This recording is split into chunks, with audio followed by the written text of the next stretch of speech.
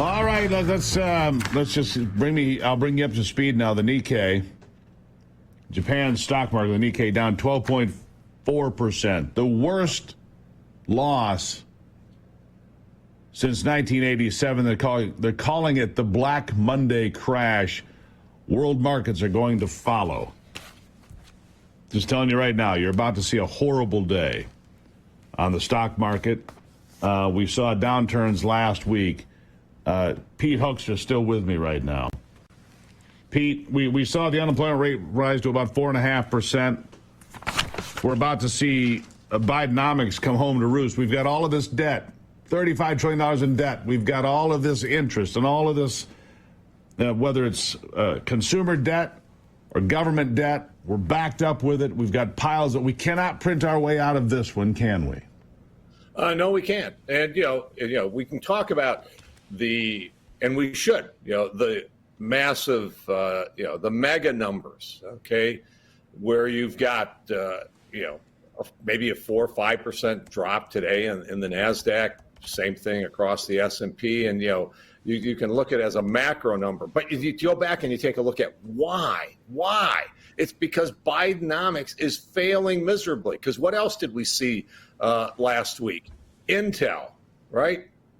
What were they down last week? They were down a massive number. Why?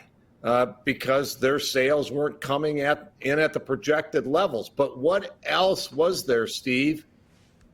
This was a company that received $8.5 billion from the federal government.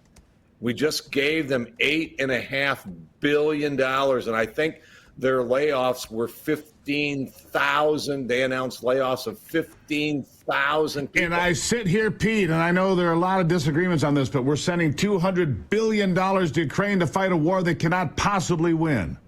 Yeah, and so have a damn peace treaty, get it done. Russia's taken the eastern part of the country. That's the end of the program. Sorry, game over. Stop wasting American money there. And stop wasting government money. I mean, no institution, whether it's the federal government.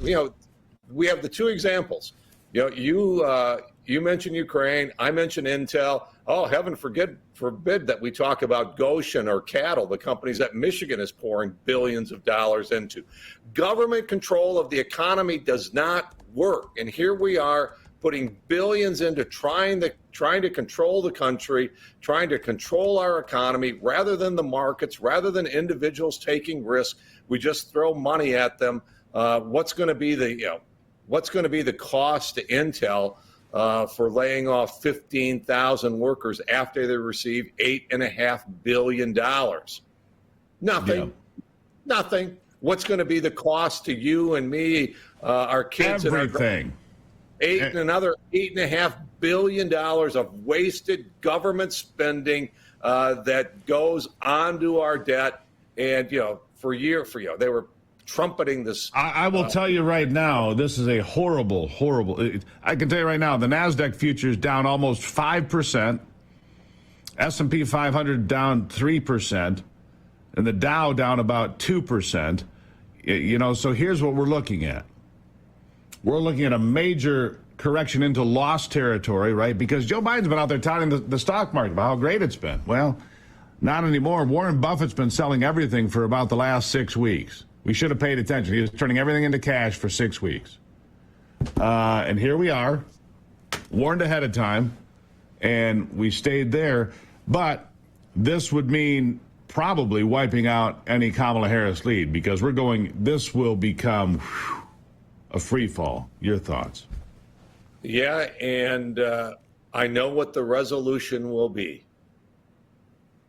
What government spending. We need to have more government spending to get the economy moving forward again, rather than going to Biden and to Congress and saying, stop it. And Republicans and Democrats in Congress have both been spending. They voted for the CHIPS Act. They voted for this Infrastructure Act. They voted to put this money into electric vehicle charging stations where they've built 8 chargers for a couple of $1 billion. It's all nonsense. It's a falling house of cards, and it was driven by massive government spending and massive government waste growing bureaucracies. I think more than half the jobs created in the last year were created by who? Government. That's right. Employees who produce no value to the economy other than more rules, regulations, 80,000 IRS agents. Tell me how that is going to improve our economy.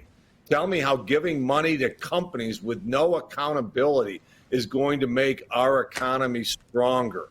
If it doesn't come home to roost, Steve, and it doesn't impact this election, we will have 4 more years of 12, 14, 18 million people coming across the border undocumented, undocumented government wasteful spending, and documented increases in our debt as a country exceeding $35 trillion now.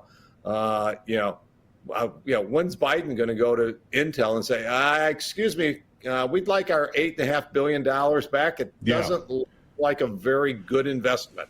No, by the way, Bitcoin's crashing too. If you thought that was your safe haven, it's taking a nosedive right now as well.